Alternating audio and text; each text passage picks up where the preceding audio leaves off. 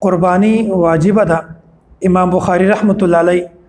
خپل کتاب صحیح بخاری کې یو حدیث راوړی ده. داغه نه امام بخاری رحمت الله علیه دا خبره ثابتوي چې قربانی واجب عمل ده. حضرت جندب رضی الله تعالی عنہ فرمای وای رسول الله صلی الله علیه وسلم د لوی اختر منځ کو بیا پاغه نه بعد خطبه ویلا بیا هغه نه بعد قربانی وکړه او بیا رسول الله صلی الله علیه وسلم دا خبره بیان کړه من ذبح قبل ان يصلي فليذبح اخرى مكانه. وای کوم کس چې په اختر نه مخکې قربانی کړی وي په مانځ نه مخکې قربانی کړی وي فليذبح اخرى مكانه وای به دغه په ځای باندې بل قربانی وکړي. د دې امام بخاری رحمت الله علیه دا خبره ثابتوي چې قربانی دا واجب عمل ده. قربانی واجب ده. علما په دا باندې خپويږي فليذبح د امر صيغه ده، امر د پاره د وجوب راځي. یعنی نبی علیہ الصلوۃ والسلام دلته حکم ورکړی دا چې چا په اختر نه مخکې قربانی کړی دا هغه قربانی بالکل قبول نه ده او بیا هغه ته په کار د چا مخکې قربانی کړی چې هغه ورسته بل قربانی هم وکړي ځکه چې دا ورسته قربانی دا قبول ده اوله قربانی دا قبول نه. نو د دینه رسول الله صلی الله علیه وسلم د قربانی اهمیت فضیلت بیان کړی دی چې قربانی دا واجب عمل ده.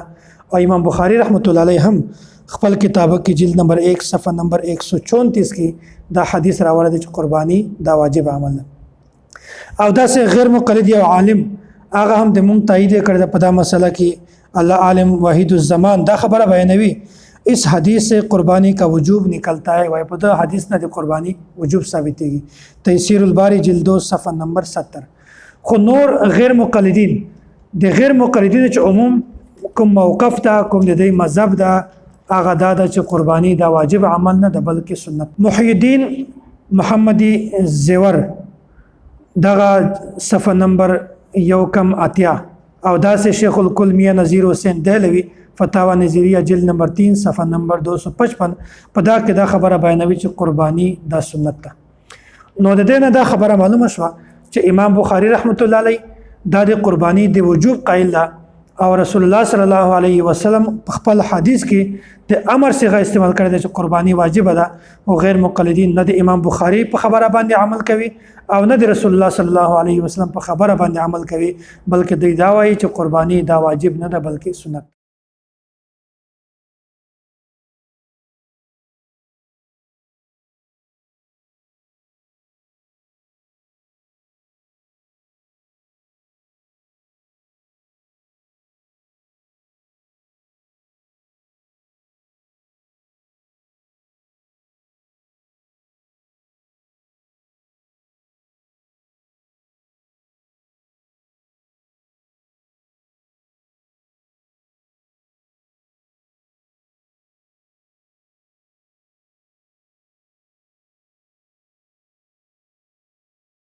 او داس امام بخاری رحمت الله علیه دا یو بل حدیث راوړی دا چې د هغه حدیث مفهوم دا د مسله دا ځین راوځي چې دعای قنوت دا پر رکوع نه مخکې ده. یعنی اول دعای قنوت ته بیا په هغه نه بعد رکوع کولی. امام بخاری رحمت الله علیه هم دا خبره مانی ځکه خدا حدیث راوړی دا او داس رسول الله صلی الله علیه وسلم حدیث موجود ده خو غیر مقلدین دا خبره نه مانی. د امام بخاری رحمت الله علیه مخالفت هم کوي او د رسول الله صلی الله علیه وسلم د حدیث مخالفت هم کوي. حضرت عاصم دا فرمایي سألت انس بن مالک ما انس بن مالک رضی الله تعالی عنہ تاسو کو د دعای قنوت متعلق فقال قد كان القنوت قلت قبل الركوع او بعده. وای ما د انس بن مالک رضی الله تعالی عنہ د دعای قنوت متعلق تاسو کو بیا درته و چې کان القنوت وای دعای قنوت د رسول الله صلی الله علیه وسلم په دور کې ویل کېدو. بیا تاسو قبل الركوع او بعده بیا انس بن مالک رضی الله تعالی عنہ ورته چې قبل الركوع وانی په رکوع نه مخکې دعای قنوت ویل کېږي. بیا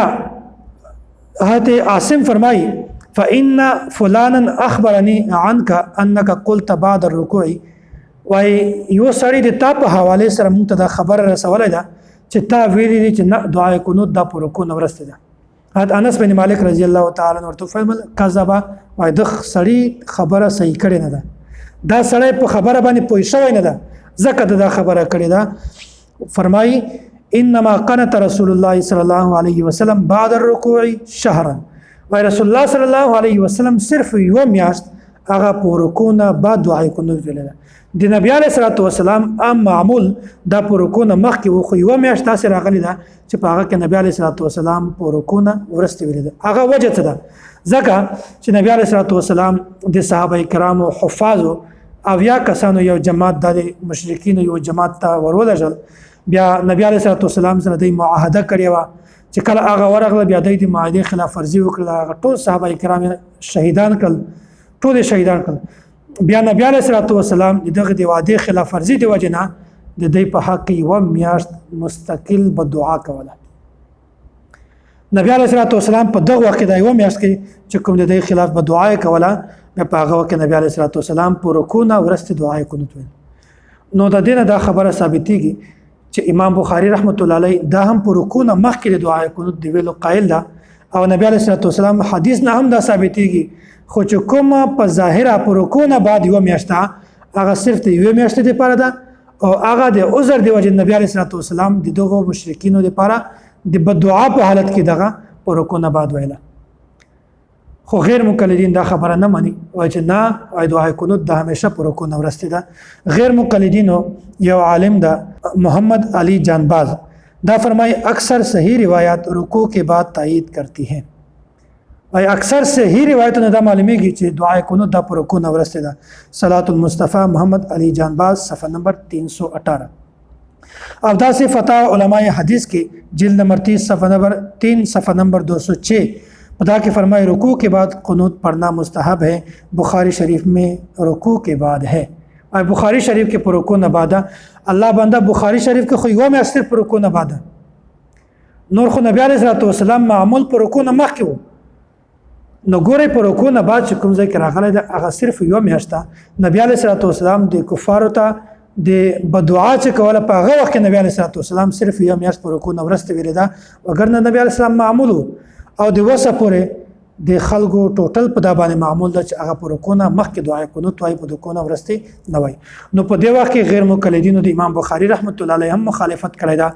او د رسول الله صلی الله علیه وسلم د حدیث هم مخالفت کړی دا خبره بیانوي چې مونږ د امام بخاری د مونږ چې کومه خبره کوو امام بخاری رحمت الله علیه د حدیث مطابق او مخالف نه کو حالانکه په دغه وخت کې د امام بخاری هم مخالفت کړی دا او د نبی علیه الصلوۃ والسلام هم مخالفت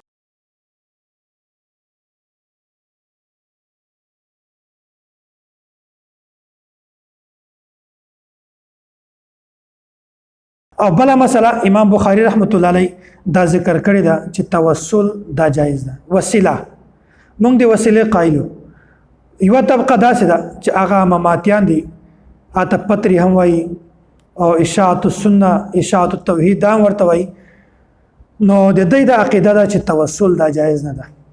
خو یو بل طبقه غیر مقلدین هغه هم د دې په دې مسله کې د دې سره دی هغه هم وایي توسل دا جایز نه ده حضرت عمر رضی الله تعالی عنہ په دور کې به کله قحط راغی بیا به د رسول الله صلی الله علیه وسلم وسیله الله تعالی ته پیش کوله اللهم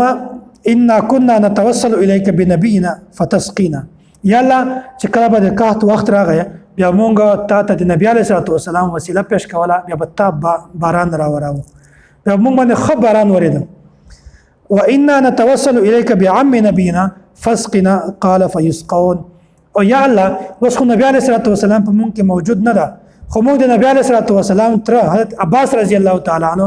د هغه وسیله ته درکو موږ باندې باران وروا وای راوی فرمای فیسقون بیا خو باران ورید ادغنا حضرت عمر رضی الله تعالی عنہ دا خبره ثابتوي چې وسیله دا جایز ده لکه څنګه چې د پیغمبر وسیله جایز ده داسې دی و فقيه دی و صحابي دی و نیک سړي وسیله دا هم جایز ده ګورئ براه راست دی و کس نه د یو شی غوښتنه کول دا شرک ده خو یو کس نیک سړی د الله تعالی ته به تور وسیله پیش کول دا جایز نو حضرت عمر رضی الله تعالی عنہ الله تعالی ته دا خبره بیانوي چې الله مونږ د عباس رضی الله تعالی عنہ وسیله درته پیش کوو یا الله مونږ باندې باران را وراوه الله تعالی باران را وراوه او داسې دغه امام بخاری رحمت الله علیه دا هم ثابتوي چې وسیله دا جایز ده امام بخاری دا دی وسیله قائل او صحابي دا هم دی وسیله قائل خو غیر مقلدین دا دی وسیله قائل نه دي. لکه څنګه چې مماتیان دا دی وسیله منکر دي، دا سه غیر مقلدین هم دی وسیله منکر دي. حکیم الامت حضرت مولانا محمد اشرف علی تانوی رحمت الله علیه دا د حدیث نقل کول نه بعد دا خبره بیانوي، وایي چې د دې خبرې نه توسل جواز ثابتېږي. چې کومه د حضرت عمر رضی الله تعالی عنہ خبره ده، دغه نه د توسل د وسیله جواز ثابتېږي. بای بعض خلک دا خبره بیانوي چې د ژوندۍ وسیله ده، د مړی وسیله ده، وای دا خبره نه ده. په دې کې دا خبره نه، بلکې دا خبره بیانول جایز دي چې څرنګه په کوم ځای کې د انبیای کرام وسیله جایز ده، په هغه وخت کې د غیر انبیا د نیکو خلکو وسیله ده هم جایز ده. نو مولانا اشرف علی تانوی رحمت الله علیه التکشف صفحه نمبر 675 کې دا خبره لیکلې ده چې دغه نه د ژوندۍ او د مړی خبره دا ثابت نه ثابتېږي، بلکې حضرت عمر رضی الله تعالی دا خبره ثابتوي چې لکه څنګه د ژوندو وسیله د پیغمبرانو وسیله دا جایز ده، داسې د نیکو خلکو وسیله هغه هم دا جایز ده.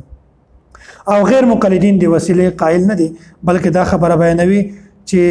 وسیلہ کا یہی وہ غیر مشروط طریقہ ہے جو انسان کو شرک میں مبتلا کر دیتا ہے. مولوی محمد احمد میرپور فتاوی صراط مستقیم صفحہ نمبر 75.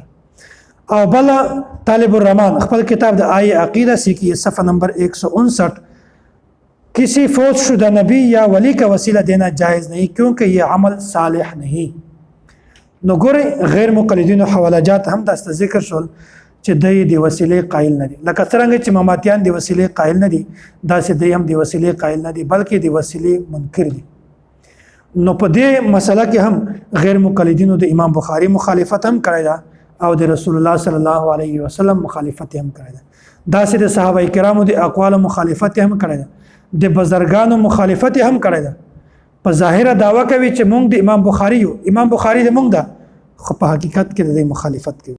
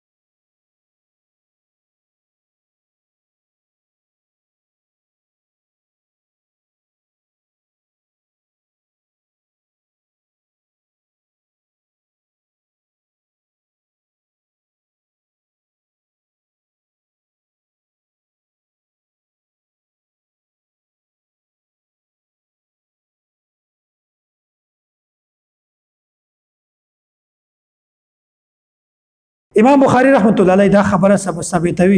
وای شرعي سفر مسافت چې کومه د سفر ول دغه 48 میل ده.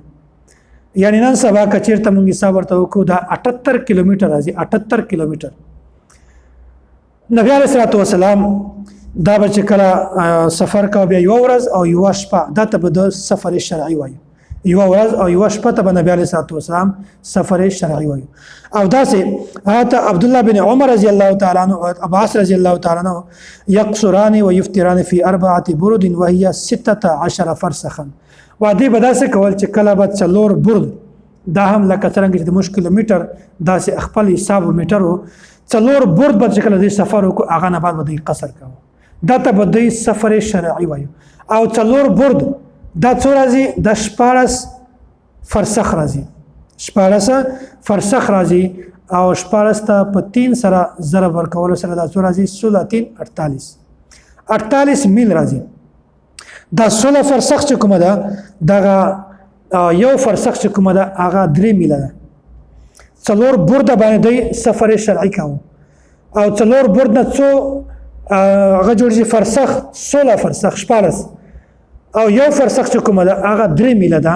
نو 16 تک په 3 سره ضرب ورکړي دا 16 48 میل راځي. نو امام بخاری رحمت الله علیه دا خبره ثابتوي چې سفر شرعي د 48 میل ده، په دا نه کم نه ده. او دا سید 48 میل نه 78 کیلومتر راځي. د صحابه کرامو هم دا معمول، نبی علیه الصلاه والسلام هم دا معمول، امام بخاری رحمت الله علیه هم دا معمول. دا ټول دا وایي چې 48 میل دا سفر شرعي ده او غیر مقلدین دا خبره کله هم نه مني. امام بخاری رحمت الله علیه خبره هم انکار کوي او د نبی علیه الصلاه والسلام خبره هم انکار کوي. په دې مسله کې د دې درې مذهبونه دي. یو خدا دا چې بالکل د دې حد هم نشته، او دوم نمبر 3 میله ده، او درم نمبر 9 میله ده. غیر مقلد یو عالم ده وحید الزمان دا لیکي صحیح اور مختار مذہب اہل حدیث کا ہے کہ صحیح اور مختار مذہب اہل حدیث ہوتا کہ ہر سفر میں قصر کرنا چاہیے. جس کو عرف میں سفر کہیں اس کی کوئی حد مقرر نہیں. وای چې هر سفر کې تاسو قصر کوئ، وای د قصر د سفر هیڅ حد مقرر نه ده. که تاسو یو 3 کیلومتر سفر کوئ، که تاسو 15 کیلومتر کوئ، که تاسو 10 کیلومتر کوئ او کوئ سفر بیا تاسو قصر کوئ، د حد مقرر. دا غیر مقلد وای. وحید الزمان تیسیر الباری جلد 2 صفحہ نمبر 136. اور دوما حوالہ ثناء اللہ امرتسری مسافر اس کو کہتے ہیں جو اپنی بستی سے نکل کر دوسری بستی کو جائے. اس کی کم سے کم حد بحکم حدیث شریف 3 میل ہے. واچ یو سره سفر کوي، مثلا د یو کلی نه وته بل کلی ته ځي او دای بیا د حد کومه ده هغه په حدیث شریف کې وای دا خبره بیان شوی چې 3 میله ده. وای که یو سره 3 میله د یو کلی نه بل کلی ته وځي دا سړی مسافر ده، دا به قصر کوي. فتاوی ثنائیہ جلد 1 صفحہ نمبر 630. مفتی عبدالستار دا غیر مقلد دا بیانوی نماز قصر 3 میل یا 9 میل پر کر سکتے ہیں. فتاوی ستاریہ جلد 3 صفحہ نمبر 57. نو خلاصہ دے خبر دا چې امام بخاری رحمت الله علیه دا خبره ثابتوي چې سفر شرعي 48 میل ده، دغه 78 کیلومتر راځي. نبی علیہ الصلوۃ والسلام یو ورځ او یو شپه دته سفر شرعي وایي. حضرت عبداللہ بن عمر اور حضرت ابن عباس رضی اللہ تعالی عنہم دا بچکاو څلور بردو ته به سفر وایو او څلور برده د 14 فرسخ راځي. یو فرسخ دا 3 میل راځي، 3 میله دا 16 د کپ 3 سره ضرب کې دا 48 میل راځي. نو امام بخاری دا خبر ثابتوي چې سفر شرعي دا 48 میل ده او غیر مقلدین دا خبره نه مانی. څوک وایي چې دغه بالکل حد هم نشته، څوک وایي چې 3 میله ده او څوک وایي چې 9 میله ده. نو په دې وخت کې د امام بخاری مخالفت هم کړی ده او د نبی علیه الصلوۃ والسلام مخالفت هم کړی.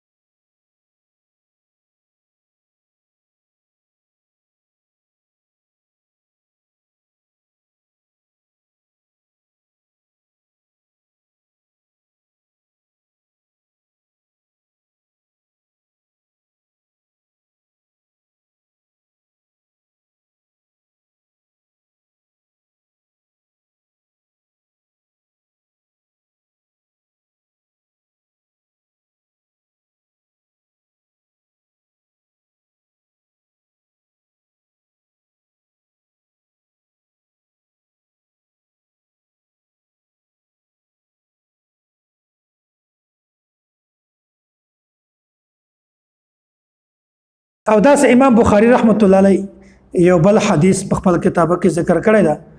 داغه خلاصه دا ده چې وتر 3 رکعات دي. نبی علیہ الصلوۃ والسلام به وتر هم 3 رکعات کول، صحابه کرام به هم 3 رکعات کول. وسه پورې د ټول امت په دا باندې عمل د هغه وتر 3 رکعات کوي. خو غیر مقلدین د امام بخاری او د نبی علیہ الصلوۃ والسلام دا خبره نه مانی، وایي چې وتر 3 رکعات نه دي بلکې یو رکعت. نبی علیہ الصلوۃ والسلام حدیث تا امام بخاری رحمت الله علیه دا ذکر کړی دا. حضرت عائشہ رضی اللہ تعالی عنہ فرمائی ما كان رسول الله صلی الله علیه وسلم یزید فی رمضان ولا فی غیره علی 11 رکعه. و نبی علیہ الصلوۃ والسلام پر رمضان مبارک میاشت کې یا په نورو میاشتو کې د شپې به د 11 رکعات المنځ کوي. 11 اول به د 4 رکعات المنځ کوي. بیا فرمای فلا تسأل عن حسنهن وطولهن. وای تاسو د دغه د حسن او د دغه د وګړالي تپوس ما کوي. یو سره چې یو ښه کار وکړي کنه ورته چې یاره دومره زبردست کار وکړي بس تپوس ما کوي. دا څه د خبره باندې 4 رکعات به کول، بیا به هغه نه بعد نبی علیه الصلوۃ والسلام بیا 4 رکعات کول او بیا به هغه نه بعد نبی علیه الصلوۃ والسلام 3 رکعات ثم يصلي ثلاثا. نبی علیه الصلوۃ والسلام 3 رکعات وتر کول. نو ام المؤمنین ام عائشہ رضی الله تعالی عنها دا حدیث نه دا خبره ثابتوي چې د وتر رکعاتونه دا درې دي یو رکعت نه دا او امام بخاری رحمت الله علیه هم دا حدیث راوړی دی چې وتر دا درې رکعات دي یو رکعت نه ده خو غیر مقلدین دا خبره کله هم نه مني وایي چې وتر دا درې رکعات نه دي بلکې یو رکعت غیر مقلدین فتاوا برکاتیه په دا کې لیکلي صفحه نمبر 93 کې اصل وتر ایک رکعت ہی ہے اصل وتر چې کومه د هغه یو رکعت درې رکعات نه دي نو په دې مسله کې هم غیر مقلدینو د امام بخاری رحمت الله علیه مخالفت هم کړی ده او د نبی علیه الصلاه والسلام مخالفت هم کړی ده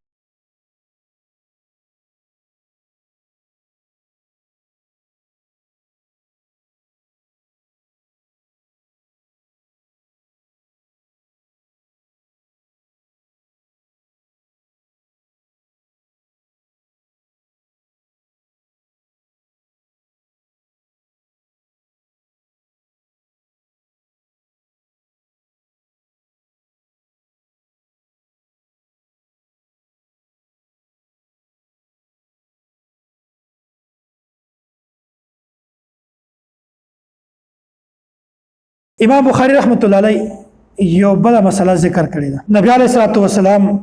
حدیث ته کله چې سړی په قبر کې خودل شي کله سړی د دنیا نه ولاړ شي بیا دا سړی په قبر کې اوري چاغه ته مونږ حیات النبی مسله وایو سماع موتا مطلب کله چې سړی مړ شي قبر ته یوسي په قبر کې هغه سړی اوري دا خبره دغه محل مطابق راځي چې د هر انسان اوریدل دا د ایمانی کیفیت مطابق مثلا مونږ تاسو کنن سبا چیرته په یو کمره کې پراته یو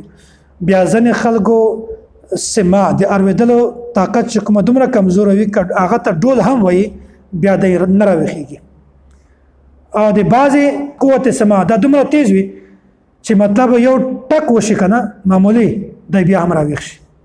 دا سې د سترګو ولا چاته لیټ هم بل وي هغه ته پروام نه ورځي او چاته چې لیټ خالی بل شي لږ هم رڼا شي بس دی راویښ شي دا سې د انسان په قبر کې د اورېدلو باره کې د ایمانی کیفیت ته به کتل کېږي چې د چا ایمانی کیفیت زیات وي دا سړی به اوري زر به اوري یا به تیز اوري او که د چا ایمانی کیفیت کمزوری وي هغه سړی به یا سوکه اوري یا به اوري نه دا سې د سما تعلق د ایمانی کیفیت سره نو امام بخاری رحمت الله علیه حدیث راوړی ده انس رضی الله تعالی عنہ دا روایت ده وای نبی علیہ الصلوۃ والسلام فرمایلی دي اذا كان قال العبد اذا وزع في قبره وتولي وذهب اصحابه حتى انه لا يسمع قرع نعالهم اتاه ملكان او چې کله سړی په قبر کې خودل شي بیا په هغه وخت کې چې دنه خلک ولار شي بیا هغه مړ چې کومه ده هغه د یو خلکو د پښو आवाज اوري اتاه ملکان بیا فرشتي راځي بیا سوال او جواب شروع شي نو نبی علیہ الصلوۃ والسلام دا خبره ثابتوي چې سماع موتا شته په قبر کې سړی اوري امام بخاری رحمت الله علیه هم دغه مذهب قائل ده عام دا خبره بیانوي چې سماع موتا شته مړی اوري خو غیر مقلدین دا خبره کله هم نه مني لکه څنګه چې په دا مسله کې د مماتیانو اختلاف ته دا سي د غیر مقلدین هم اختلاف ته مونږ فتوا په مماتیانو باندې لګاو ولې په غیر مقلدین باندې لګاو مونږ په مماتیانو باندې څلور قسمه فتوا لګاو چې اهل سنت والجماعت نه خارج دي په دې پس المنز کول مکروه تحریمی دي واجب الاعاده ده هغه مذهب خو د غیر مقلدین هم ده په دې باندې ولې فتوا نه لګوي بلکې اصل عموما د مازه مسایل متعلق ده ځنه خلک وایي چې په غیر مقلدین پس المنز کې بهرحال چې د دې مسله د دې مذهب د مماتیانو غونډه شبه څنګه المنز پسې کوي بهرحال غیر مقلدین دا خبره ثابتوي چې مړی چې کومه ده په قبر کې دا نه اوري غیر مقلد عالم عبدالرحمن کیلانی دا خبر لیکي سماع موتا کا مسئلہ عذاب قبر یا روح کی حقیقت کی طرح محض تحقیقی مسئلہ ہی نہیں بلکہ شرک کا سب سے بڑا چور دروازہ ہے حال ته پته درته لګیږي چې کله ته هغه ځای ته ورشي بیا به تا ته پته لګي چې آیا مړی اوري او کنه څومره غلط بهتان نه دی نو په دې مسله کې هم د امام بخاری مخالفت هم کړی دا او د نبی علیه الصلوۃ والسلام مخالفت هم کړی دا دعوه دا کوي چې موږ د امام بخاری او امام بخاری د موږ دا خو په مسایلو کې د امام بخاری مخالفت کوي دا صرف په ظاهره دعوه ده د حقیقت سره د امام بخاری او د صحیح بخاری سره بالکل تعلق او واسطه هم نشته